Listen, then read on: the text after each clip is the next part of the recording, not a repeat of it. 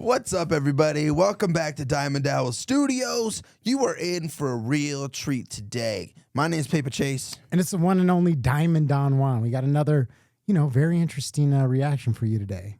Yeah, and I have no idea anything about this band, Alice in Chains. I'm excited. I mean, I know of them. It's like the grunge era. They were one of those bands, I think, that came out of like Seattle, and that was like during the 90s, which was my time of listening to like hip hop music, Yo MTV Raps. That's what I would listen to. I'd turn on MTV. And I remember this song, kind of to a degree. Like I remember I've heard it, but I have no idea what the hell they're talking about, what the song's about really. I kind of just tuned it out whenever it would come on because it just wasn't my vibe. Like I kind of recognized the video because it was like played on loop, on MTV. But like if you press me to be able to say any lyrics or like what the meaning of the song, I have no understanding. Yeah, I have never heard this like song. It's recognizable, and yet at the same time, it is completely unrecognizable to me. Okay, well, that's good. Let's try to break it down and decipher a meaning out of it today. We listened to one Alice in Chains song before, Nutshell, but it was a live performance on MTV Unplugged. So definitely, I feel like not what Alice in Chains normally does. So I'm kind of excited to hear something that's more traditionally their sound. I mean, you really don't know anything of them, do you? No, nothing. Yeah. So how would you know what their normal sound is? That's what I'm saying. I'm excited. I don't know. That's why I'm excited to hear something that is there. Okay. I mean, it's one of their biggest songs. God damn it. Today we're listening to Them Bones, dude. Me and this guy, dude. We're getting into it today.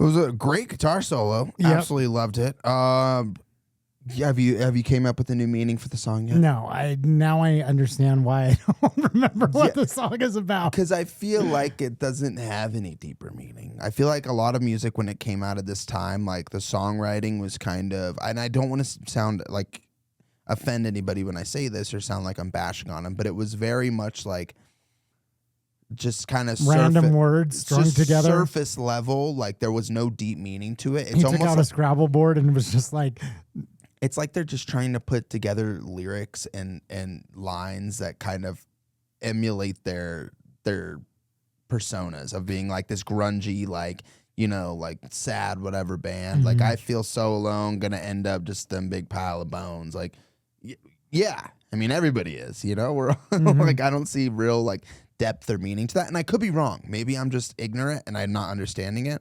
But in general, like this music did kind of encapsulate like a specific time of like there was a lot of bands doing this. It wasn't even necessarily about deep lyrics and meaning. It was about the sound, the style of it, you know, and like I can see why people Yeah, really I think it was love almost like a reaction to all of the glitz and glam of like the glam rock era. Mm. You know, you had all these bands that had the big hair and the, you know, outfits that were crazy and the makeup. And this was almost like okay, we've done that. It's time for something different. Yeah. Let's go the other direction instead of all the like pretty boy rockers. It was like, you know, the opposite of that. Grunge, yeah, Yeah. you know, and I really, really love the musicianship. Like I said, that was an incredible guitar solo. I really like it. It sounds great. Like this is something I would listen to, but I'm not trying to dive deep and find meaning in it, you know? That's interesting because I still to this day I don't necessarily love it. It's kind of like a little bit jarring,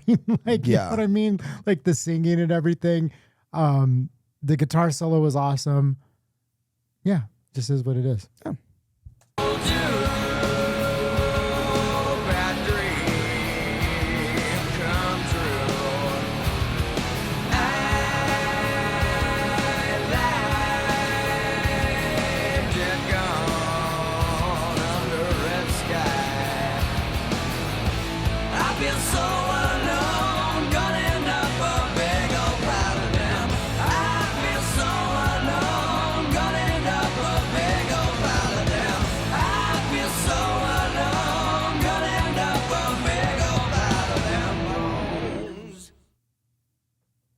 All right. Cool. Yes, I enjoyed sir. that. So does a lot of their music sound like that? Like, is that kind of their traditional style? Again, I don't know their catalog very well. Okay. There's the other song that I know, which is like I think the rooster they did. I come to snuff the rooster.